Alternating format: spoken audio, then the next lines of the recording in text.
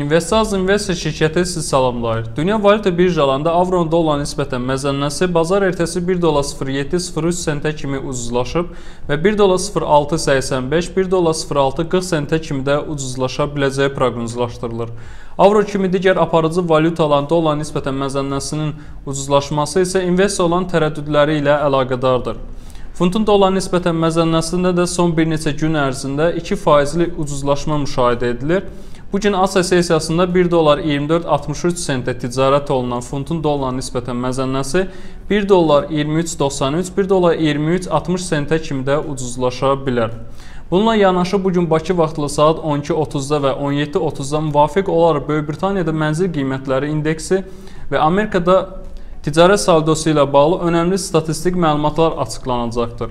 Bu məlumatlar fonunda dünya birjalarının ticarət aktivliyinin artdığı üçün investorlar tərəfindən böyük maraqla gözlənilir. Investors Investor şirkəti sizə yatırımlarınıza uğurlar arzulayır.